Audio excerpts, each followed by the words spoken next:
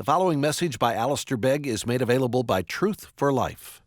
For more information, visit us online at truthforlife.org. For those of you who are visiting, we're studying in the evenings in this little book of Ruth, which takes us back some 3,000 years in history. Ruth nestles into the time period when the judges ruled, which is around approximately 1,200 years BC. We have been discovering some very important and practical lessons that have emerged from looking at this section of the Bible. And I think in much the same way as when we studied Joseph, we have found ourselves greatly stirred and encouraged. We dealt last time with the opening little section. It was all that we really had time for of chapter 3. And we discovered that Naomi's concern was in chapter 3 as it had been in chapter 1 and verse 11, that in this instance her daughter-in-law Ruth would be provided for, that she would be settled in her life. And there is a lesson in this that I failed to point out and I don't want us to miss. Namely, that Naomi could at this juncture in her life have become a kind of miserable character. She does say that there is a bitterness that is attached to her, but it is beginning to dissipate. But even though she says, "Do not call me Naomi," which means pleasant, but call me Mara, which means bitter, nevertheless, she doesn't exude a spirit of bitterness. And she doesn't actually convey to us, as we read of her life, the kind of preoccupation that can be the part and parcel of someone who has been bereaved in a particular way as she has. She has lost her husband and she has lost both of her sons. But apparently her preoccupation now is not with her constantly referencing the fact of her loss, but is of her genuine interest in seeing others who have been similarly bereaved settled in their life. And it is a reminder to us in passing that the best proof which you and I can give of our affection for someone whom we loved and who has been taken from us is to show proper attention to the happiness and the comfort of the persons who were dearest in life to the one who has been taken. And the same is true for the bereaved. In the loss, for example, of your mother, then she may have had a particular friend. Then instead of sitting in a pool of pity, agonizing over your own loss, recognize that this friend of your mother's has also had a great loss, and you may now show your esteem and affection for your mother by caring most directly for the one who is also aware of loss. And also you recognize that Naomi wasn't one of these old women who grudge younger women the comforts and advantages which they themselves are now too old to enjoy or to relish. You find that in people. They grow old, and instead of being able to rejoice in what is happening to those coming up behind them, they're constantly bemoaning the fact that it isn't happening to them, or that they're no longer able to enjoy it, or that they're not going on vacation, or that they no longer have the companionship. Now, dear friends, this is a lesson first to me, and if it means something to you, then make a note of it. But what we will be in that arena of our lives when we get there is simply an extension of what we are now. And if we are self-possessed now, if we are totally self-focused now, then we will be even worse if we make it to 70. So let us learn then not to grudge to the generation coming up behind us the comforts and the benefits that they may enjoy because of their age and because of their opportunity. Let us learn from Naomi. She's not sitting in the house bemoaning the fact of her widowhood. She's saying to her daughter-in-law, "Now come on, you need to be settled in your life. And here I have some plans and ideas for you. And why don't you go ahead and do this and follow my advice and proceed on the journey?" And you will remember from last time, and indeed I think it has been the focus of quite a bit of conversation, if I'm paying attention to what I'm being told, that she gave very clear directions as to how she should go and approach Boaz, exercising his responsibilities on the threshing floor, and then finally falling asleep after his meal. And I made quite a play on the fact that parents have a responsibility to usher their children into a framework in which they may find the kind of spouse that will be compatible for them in their lives. And I said it in such a way that I think, upon reflection, and I don't say this because anyone has said this to me, but I've been thinking about it during the week. I said it in such a way as to perhaps create the impression in the minds of some that parents have a legitimate right to choose for their children the kind of husband or wife that they, the parents, would like. No, they don't. No, we don't. We have a responsibility to encourage our children, all things being considered, to marry the kind of fellow or girl most agreeable to themselves. The kind of fellow or girl who will make them glad. And this idea of, well, I never had a ball player, and so my daughter is going to marry a ball player because I want somebody to go out in the backyard and throw and pitch to. You may want to do that. You may have to wait until your grandchildren, Grandpa, because that may not be just exactly what your daughter has in mind. And the fact that you think that she needs to marry this character because of the way he's put together, because he's always doing stuff like this and everything and pressing like this, she doesn't find that remotely attractive. So send him home and listen to your daughter. This is the flip side of what I was saying last time, because some of you are dangerous, you know. You get one little thing like this and you're off into some kind of Islamic trip. And that is not what we're saying at all. Gentle persuasions and serious advice may frequently be put to good use. Compulsion belongs not to a parent, but to a tyrant. Compulsion belongs not to a parent, but to a tyrant. Now that is just to redress any danger that the pendulum went out too far. Now when you come to verse 6 and 7, you realize that as a result of Naomi's initiative and Ruth's obedience, the latter, namely Ruth, has placed herself in a situation of extreme vulnerability. Because where is she? Well, she is in a barn, and the barn is filled with what?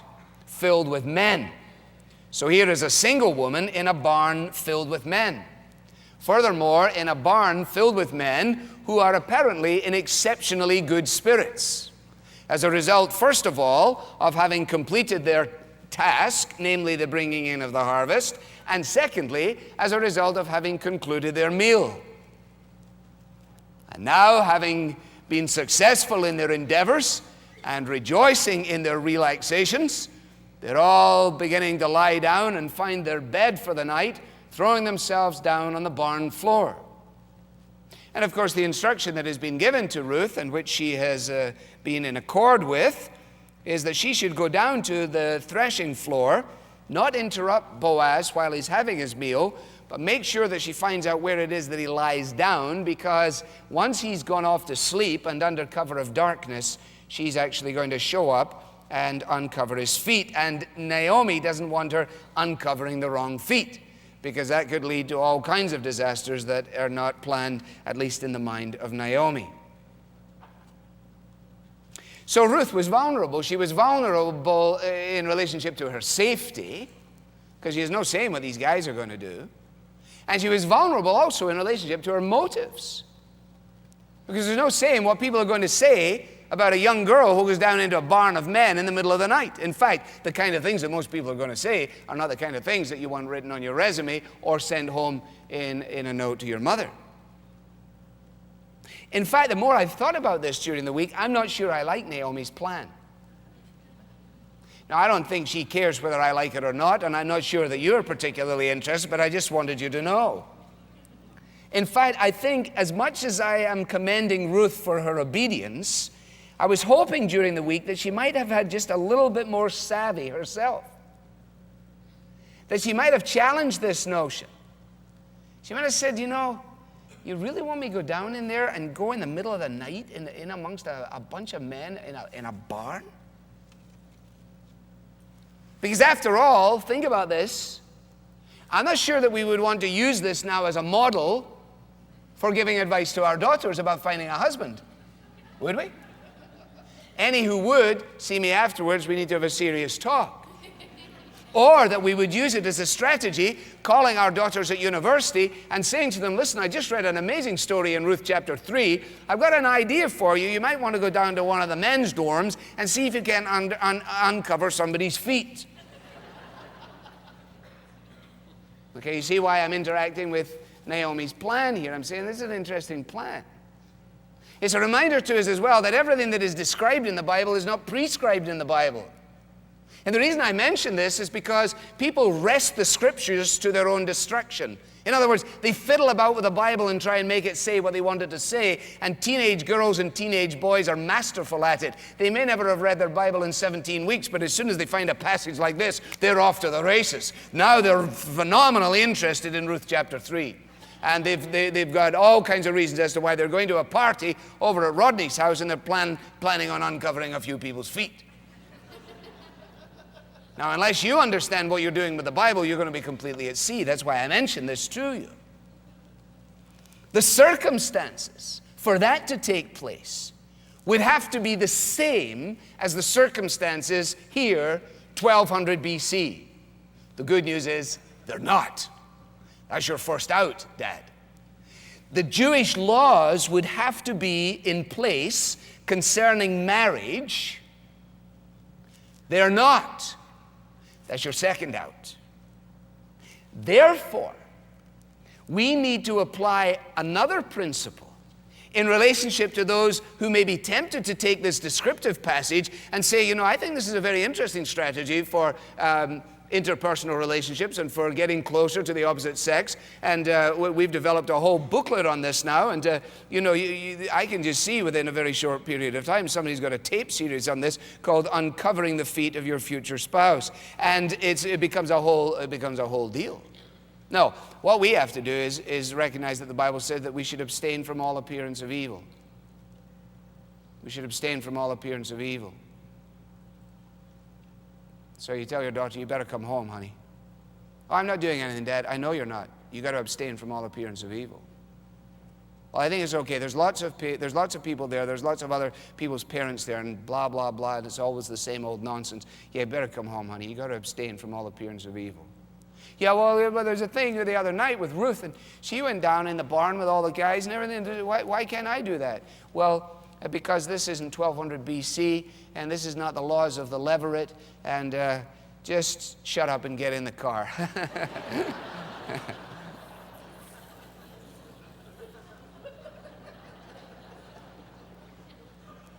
You see, even good men and women can give bad examples, right? You can get a bad example from a good person. Doesn't mean they're a bad person. It just means they're a good person that set a bad example. And bad examples, when they come from good people, are not to be imitated. Therefore, that is why, as we trace our line through here, it's very important for us to recognize that behind this process here, behind this unfolding drama, and certainly this is the high point of the story of Ruth here in chapter 3, behind these highly unusual actions, what we discover is a sincere trust in Yahweh's care and protection. Naomi is trusting in God.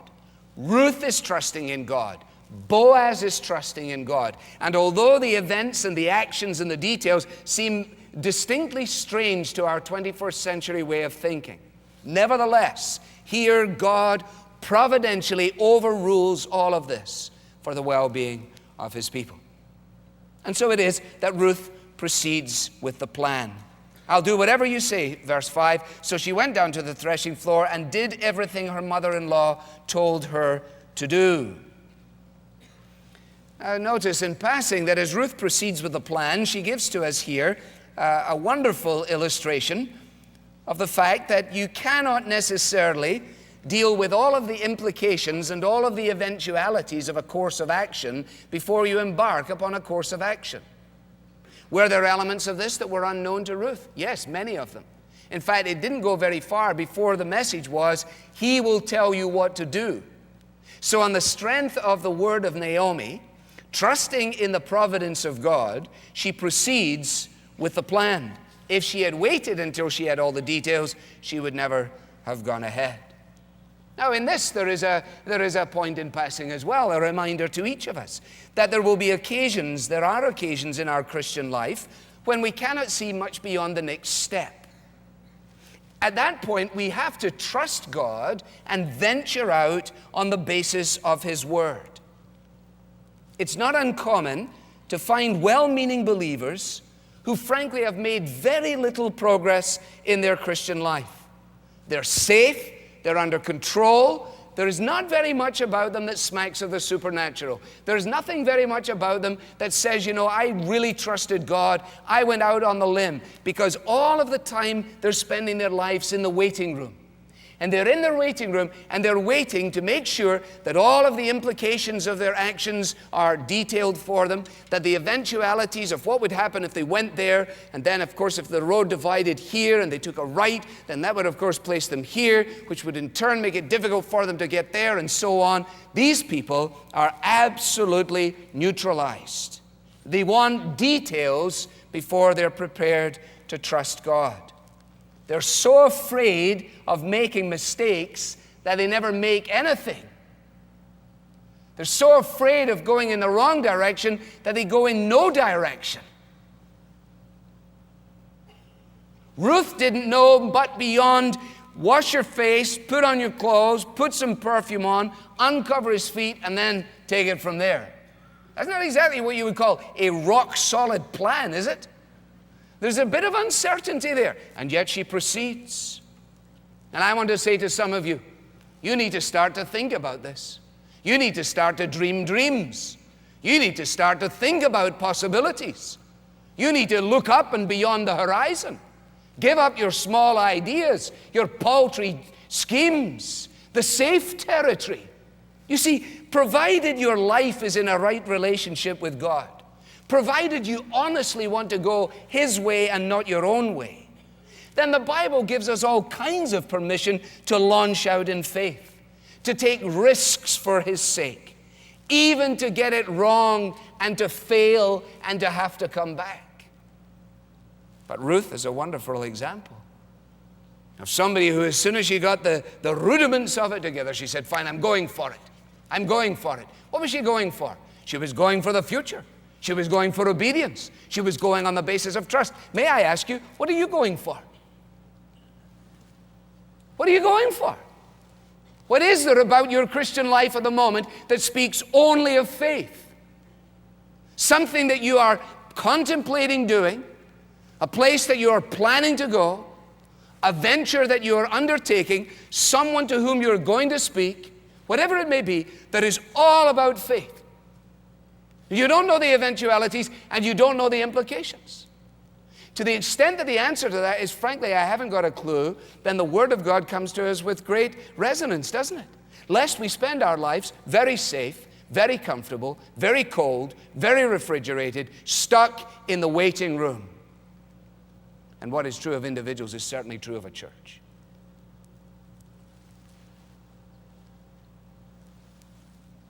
Wesley, when he was asked about, the danger of adventuresome faith and presumption, well, this sounds a lot like presumption. No, this is adventuresome faith. Well, it's and so on. He said, listen, if you're talking colleagues for me, I'd rather have one fellow who was so on fire that I had to constantly cool him down than to have 10 unenthusiastic men whom I had constantly to warm up. I'd rather have one guy that I had to say, hey, wait a minute, than 10 guys who say, did you ever think of this? Did you ever think of that? Did you ever think of this? Would you like to try that?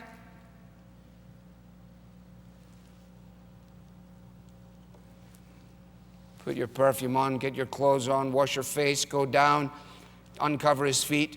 Okay, I'm on my way. And verse 9 to 13, then you have the dialogue in the darkness. Dialogue in the darkness. She goes down. He's lying at the far end of the grain pile. Not exactly what you would call a romantic picture, is it? He's got all his clothes on, presumably. Who knows how big his belly is or as a result of all the food he's been eating. He's certainly pushing grain around like crazy. There's no guarantee. I think he looks like Topol in Fiddler on the Roof myself. That's him, you know. Sunrise, sunset, sunrise, sunset. You know, that's the kind of flavor here. Is this the little girl I carried? Is this the little boy I knew? So there he is, snoring down at the end of the grain pile.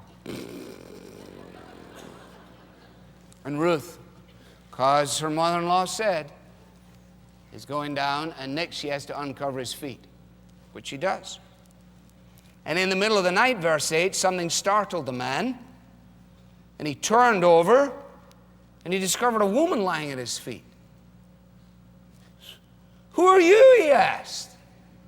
He said, well, what do you mean, who are you, he asked. He knew who Ruth was. Listen, have you ever wakened up in the middle of the night and asked your wife who you are? I've had my wife come in the bedroom in the middle of the night and I go, who are you? I'm your wife. What are you talking about? Oh, sorry. Okay, that's fine. Who are you? I'm your servant Ruth, she said. Wow, okay. You see, also, to take all of the kind of sensuality out of this, all of the sort of 21st century imposed sexuality, the idea of Ruth going down to the threshing floor, sort of strutting her stuff, you know, all dressed up to the nines and ready for action, is just nowhere in the passage. This actually speaks to the anonymity that was so much a part of Eastern dress, that it wouldn't be immediately apparent to him, especially in the darkness, just exactly who it was he was dealing with. And so she says, well, I'm your servant Ruth. Notice how she describes herself. And then immediately she goes offline. What do you mean she goes offline? Well, this wasn't in the script. See? You're to get yourself washed up, perfume yourself, put on your best clothes, verse 3. Go down to the threshing floor. Don't let him know you're there. When he lies down, note where he is, then go, uncover his feet, and he will tell you what to do. So she's done everything, uncovered his feet. He wakes up. He says, who are you? She says, I am Ruth. And then before waiting for him to tell her what to do, she starts asking him to do something for her. I just thought that was interesting. I thought I'd point it out. You see, the law of Moses allowed for a woman to request marriage from a kinsman-redeemer. Now, I know that on the leap years or something, apparently women can propose to men. That was the old days. The present climate, I'm not sure just exactly how it goes, but in the context in which we're reading this story, it was the law of Moses which made this not unusual. And so she says, I want you to spread the corner of your garment over me, since you are a kinsman-redeemer. Now, it is in the response of Boaz that we understand just exactly what she was doing. What she was doing was proposing marriage. Because he responds in verse 11, at the end of verse 10, you haven't run after the younger men, whether rich or poor. So he's not in any doubt about what's taking place. He realizes exactly what is taking place. Now, some men may have taken advantage of that circumstance in the midnight hour. Others may have used it as an opportunity for reproach, to condemn the woman harshly, to wake everybody in the barn up and say, hey, look what's going on here. But Boaz does neither. He is a good and a shrewd judge of character. He's watched this woman. He has been in her company, albeit not a lot, but enough, so that he doesn't entertain any suspicious thoughts concerning her. He may have wondered about her method of approach, but he certainly wasn't wondering about her motives or about her purity. And that's why in verse 10, he speaks of her kindness. "Bless you, my daughter," he replied. "This kindness is greater than that which you showed earlier." What was the kindness that she showed earlier? Well, her whole life is about kindness. But primarily her kindness to her mother-in-law in the loss of her father-in-law, in the loss of her husband, and in that environment of bereavement. Unlike her sister-in-law, she has come back into the land of Judah. She has committed herself unreservedly to this lady. And the reason that she was out following the harvesters in the field when Boaz first was introduced to her was on account of her kindness to Naomi. And he says, now you're taking this to a whole new level. Are you telling me that you want me to marry you? I can't believe how kind you are. You could have gone and married any younger man. You have no obligation in this. Whether the young man was rich or whether he was poor, whether he was tall or short, fat or thin, whatever, you could have looked with absolute freedom out over the panorama of opportunity. But I understand that what you're doing is showing kindness. Now, when I got to this point in my study, it just hit me like, I said, this is friendship, isn't it? This is why Naomi and Ruth were such buds, you know. Because Naomi, the reason Ruth is here is because of Naomi's concern for Ruth. But no, the reason Ruth is here is because of Ruth's concern for Naomi. You see, this is friendship, isn't it? Because friendship like this is a unique and a precious gift. The friend is always looking out for the friend. The friend is not making decisions on the basis of their existence as to how it will impact them primarily, but as to how it will be an encouragement to their friend. And so Naomi doesn't embitter herself with the fact that she's no longer marriable, with the fact that she no longer will enjoy the privileges of marital relationships. She's not trapped in all of this. She's looking at this girl and she's saying, you know what? I want you to be settled in life. I want you to have a husband. I want you to have children. I want you to have a future. And because of what Ruth understands, remember, as an alien and a stranger, about the law of God, she, a Moabitess, converted to the God of Abraham, Isaac, and Jacob, instead of saying thanks for that and then going out and finding any husband she can, she recognizes that if this thing is to go forward in the way that would bring honor and glory to Naomi and to the memory of Elimelech, then she needs to marry a kinsman-redeemer. Therefore, she gives herself away. First in her commitment to Naomi, and now in her commitment to Boaz. Now, we could stop here and talk about the desirability of equality of age and marriage and so on. It may be desirable. It's certainly not indispensable. But I'll tell you what is dispensable: virtue and integrity. Look at verse 11. Don't be afraid, I'll do for you whatever you ask. All my fellow townsmen know what? That you are a woman of noble character. Well, that's worth everything, isn't it? Because when it comes to marriage, neither physical beauty, nor quick-wittedness, nor financial security, or a host of other factors will ever be able to take the place of integrity and virtue.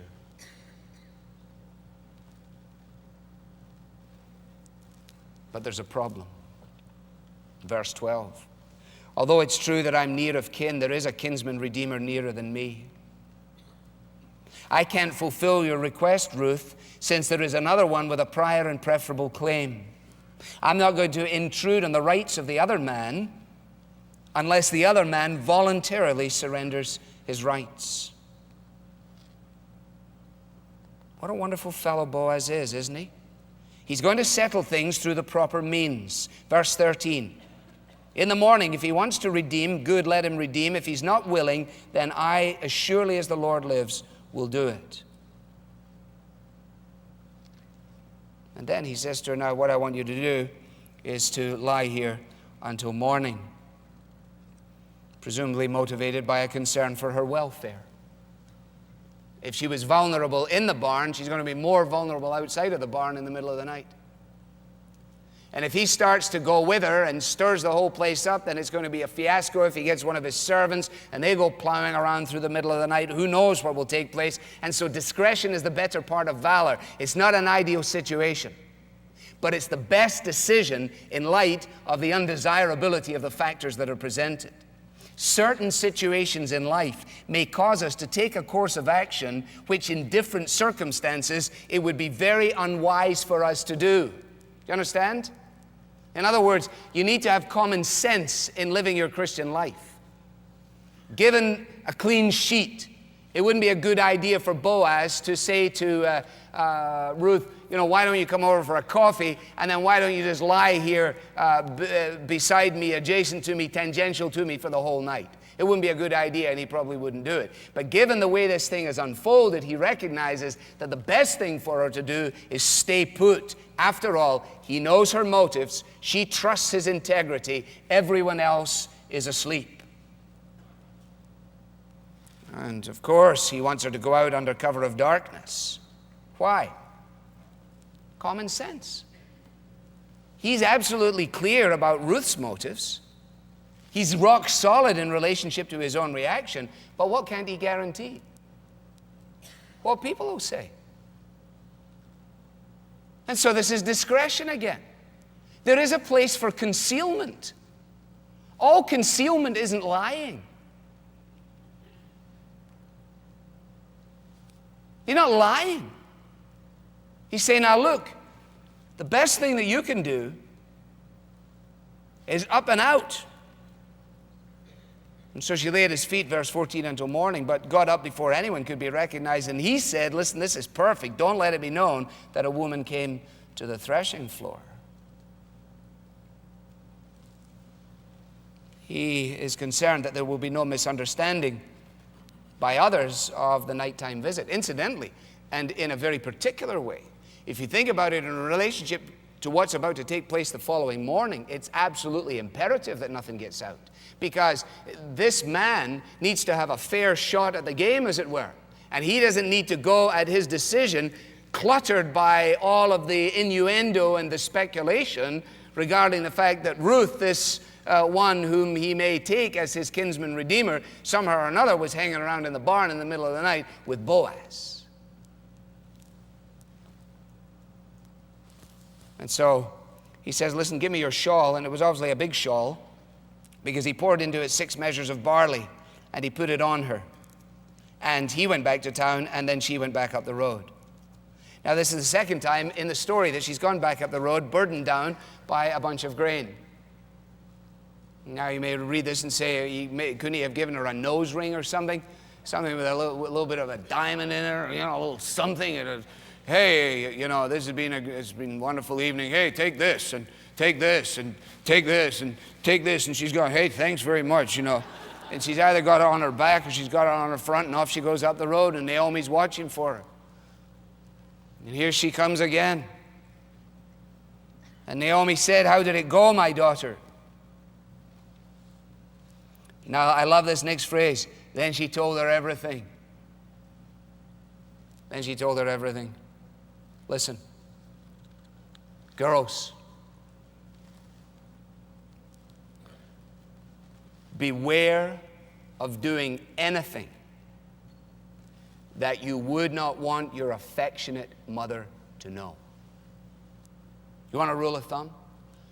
Don't do anything in your life that you cannot go straight home and tell your mother about. And if you apply that rule, you will be saved untold headache, heartache, to the gazillions. Yes, your life may be dull for a time. Yes, you may be regarded as prudish by some. Yes, you may have to divert your plans and your expectations, but I tell you, it will stand you in good stead. Let no young woman or man, for that matter, deal in secrecy and concealment. You see the difference? If she'd gone home and said, well, I didn't go down to the barn, that would have been a flat-out lie. If she'd gone home or whatever it be. The concealment from the population is not a concealment from Naomi. She went home and she told her everything that Boaz had done for her. And she added, and he gave me these 6 measures of barley, saying, your empty days are over. And Naomi said, wait, my daughter, until you find out what happens. Because I'm going to guarantee you the man will not rest until the matter is settled today. Paraphrase, he's hard to trot.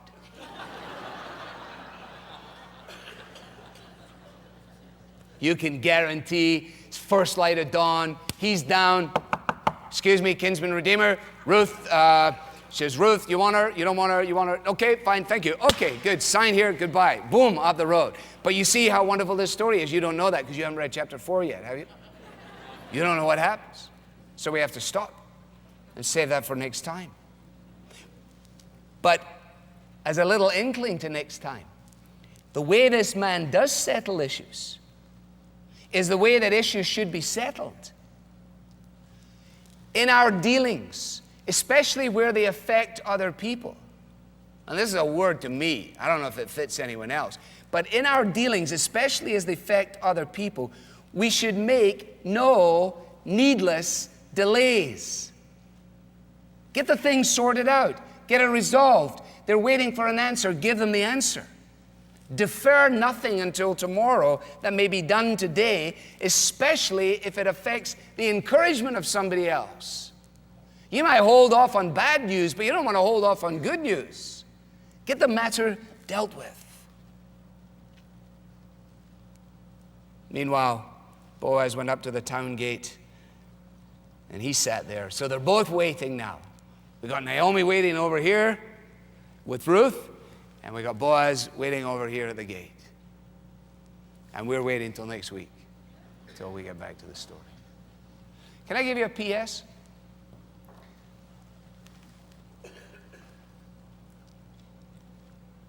Remember we've said that the whole Bible is a book about Jesus?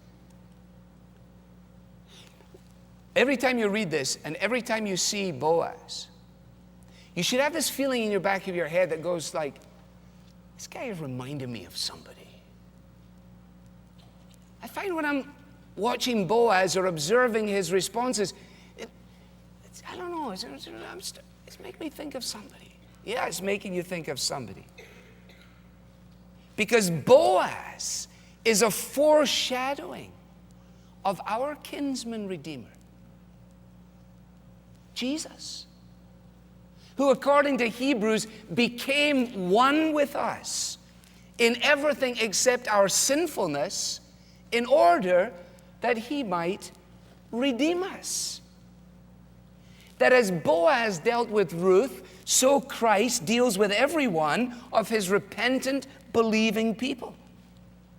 As she cast herself at the feet of Boaz, so we cast ourselves at the feet of Christ. She dependent upon Boaz's mercy, we dependent upon Christ's mercy. She being covered over by the corner of his garment, we being covered over by the blood of the covenant, by which he welcomes us with a steadfast love. She being introduced to all the peace and contentment and security as a result of being brought under the wings, as it were, of this wonderful man. And we, in the shadow of Christ, find that he soothes our sorrows and he calms our fears and he dries away each tear. She going up the road, burdened by all of his benefits, and we going up the road, are made aware of the wonderful provision that God has made for us. She coming to Boaz as a penniless alien, and we coming to Christ as penniless aliens too. Boaz taking her to himself and making her his bride. Christ the bridegroom taking us to himself and making us his bride. And the fantastic thing about this is, this story of Ruth is a real story, right? This is a real person at a real moment in time, living in a real environment in a Judean village, 1200 years BC. So the story is not like the front of a Hollywood set that exists so that some story can be told on the basis of a fabrication. No, this is a real story But here is the wonder about this book, the Bible. This real story, 1,200 years before Christ, is ultimately a story about who Jesus is and why he came, and asks us ultimately this question: have you ever cast yourself down at the feet of Christ and asked him to make you his own? And if not, why not tonight? And if yes, then it asks the final question: am I seeking to exhibit in my dealings with others such a spirit of generous love that I am reflecting the character of he who has wooed me and won me? In short, the longer I live with the bridegroom, do I look more like him?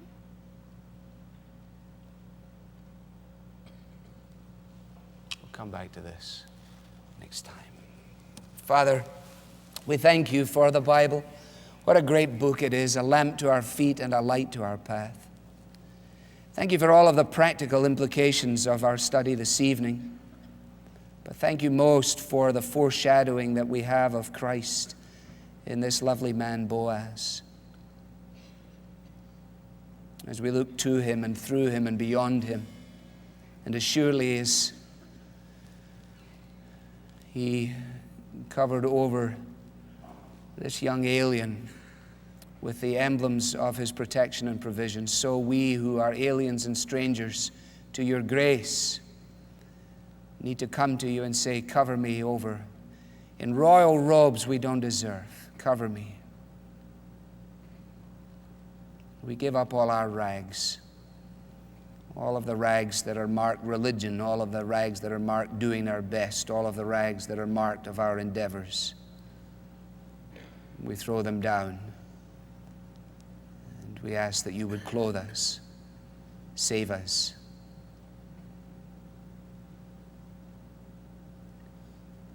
Make us like you.